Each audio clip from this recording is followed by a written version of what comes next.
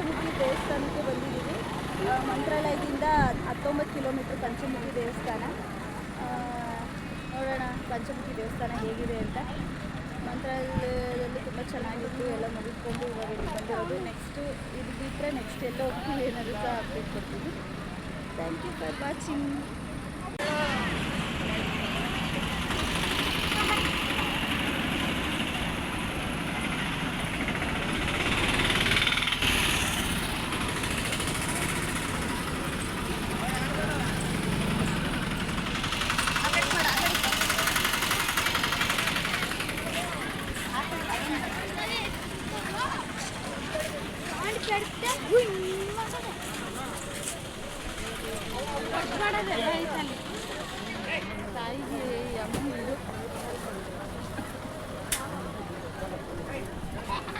ಇದೇ ಟೆಂಪಲು.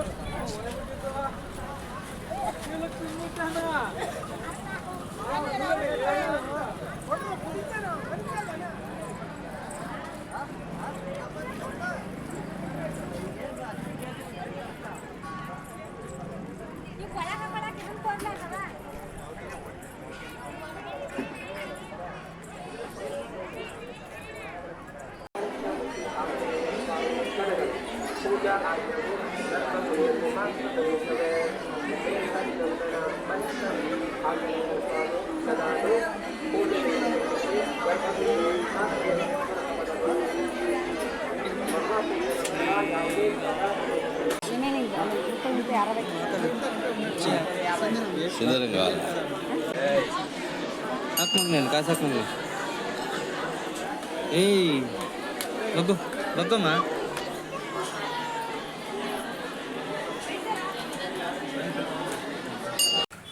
ಹಂಪಿ ಹತ್ರ ನಿಯರಿಗೆ ಹೋಟೆಲಿಗೆ ಬಂದಿದ್ದೀವಿ ಊಟಕ್ಕೆ. ಆ್ಯಕ್ಚುಲಿ ಸ್ಟೇ ಆಗಬೇಕು ಅಂದ್ಕೊಂಡಿದ್ದೀವಿ. ಅಂಜನಾದ್ರಿಗೆ ಬೆಳಗ್ಗೆ ಹೋಗ್ತೀನಿ. ಕಮಲಾಪುರ ಇಲ್ಲಿಂದ ಹಂಪಿ 4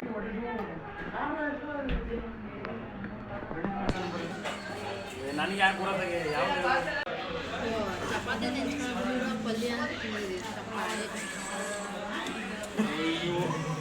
ಈಗ ಮತ್ತೆ ಇಲ್ಲಿ ಹಂಪಿಂದ ಹಿಂದೆ ಹಂಪಿಗೆ ಇಲ್ಲಿಂದ 4 ಕಿಲೋಮೀಟ್ರ್ ಆಗುತ್ತಂತೆ.